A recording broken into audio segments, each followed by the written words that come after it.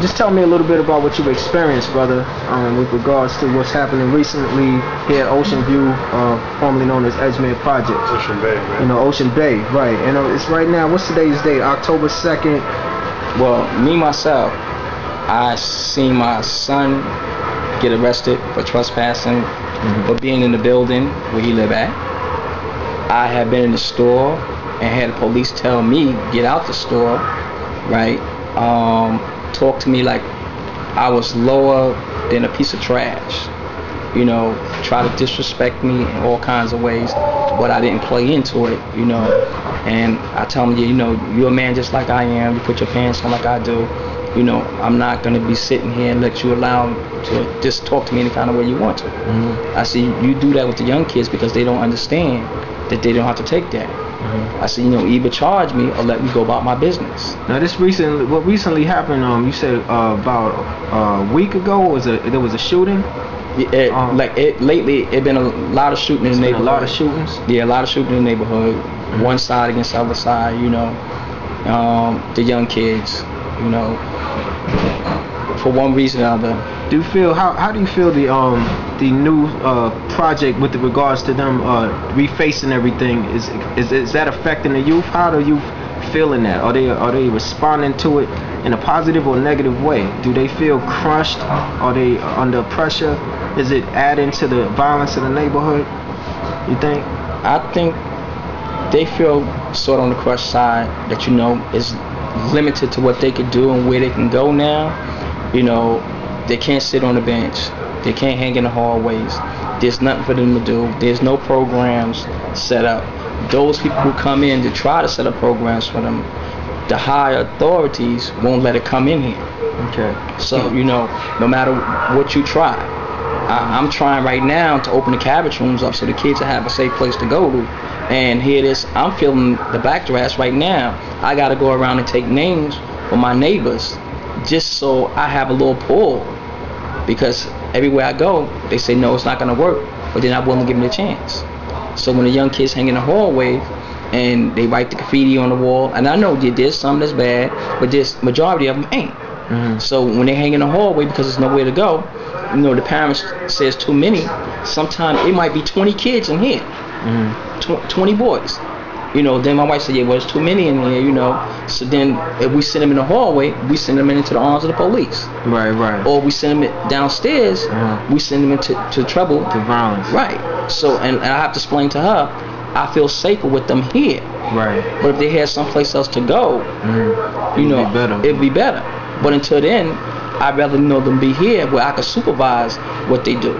On a level of percentages, how many of a percentage of the youth do you believe that live here in these here grounds are members of gangs? I would say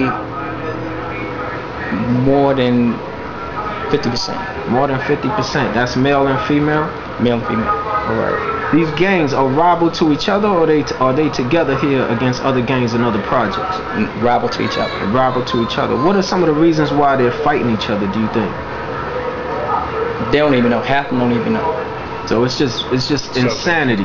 Yeah. Look, so it's the same story pretty much throughout the whole world, but there's something very different about the projects here, is because it seems like they're shut off from the rest of the world. Because here we are in Far-rockaway. Has there been any other organizations or news reporters trying to make a difference in bringing this situation to light in any way? Nah. So this has been going on for decades. You know, I used to live here myself, and I know when I went to school, I remember brothers used to come and bring 357s, right in 198, even flare guns, weapons I ain't never seen before in my youth.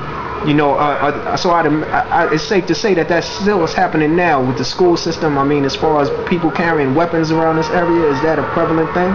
Yes, it's still going on. It's still going on. Still going on. So but you got a lot of older brothers right now. You know, a lot of them say, yeah, you know, we helped messed it up, and they trying to correct what they did, and they say, you know, the young cats don't understand. They don't have a clue. You know, okay, when they had beef, what it may be, it may have been beef against another project. So it might have been like 40s or something like that. It might have been over drugs or something like that there. But they fighting It doesn't over nothing. It's nothing. It's just anything. It's anything. It's not because your man got robbed for his coat. Right. You know, back in the days it was coat. It was something. You know, substance. something to make it. You know, Right. this here. It's now not it's just straight up hate. Yeah. It's just straight up haters, and everybody's going against each other off the whim because it's like in the cage. Yeah, and majority of them are related because they third generations and they don't even understand. Third generation, that means your mother was born here. So okay, your mother was born here, right? So okay, your grandparents lived here, your mother lived here, right? Then okay, you got kids here, right? So okay, you 3 and 4 generations. Chances are you're related to me, right? Because okay, I might have dated your sister, my father might have dated your mother, right? My grandfather might have dated your grandmother. So somewhere along the line, we are related.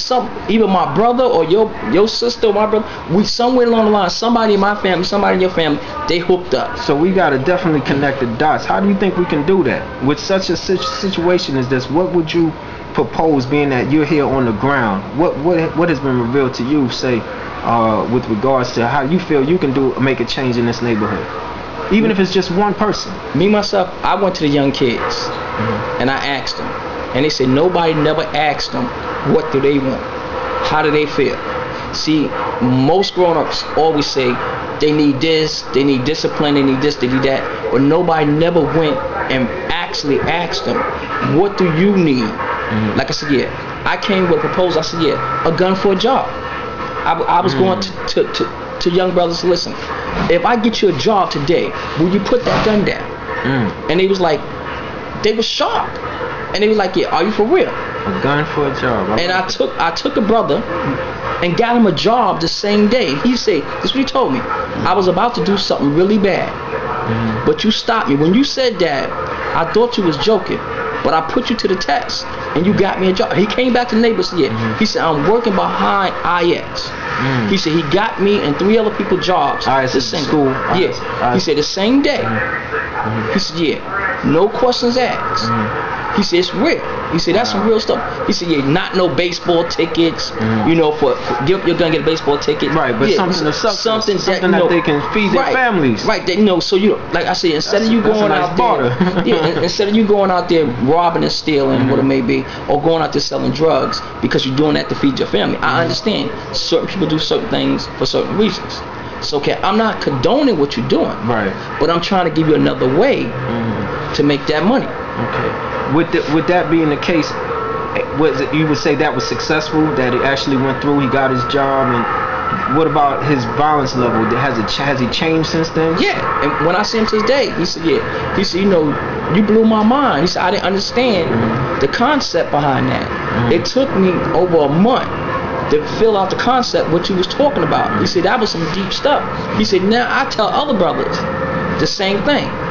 I would get them a job if they put down their gun. Was that the first brother that actually accepted the challenge? Yeah. Has there been any others since then? Yeah. How many?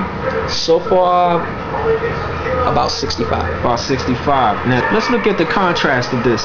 What do you think the police department is doing to change the situation? Honestly? For the better or worse?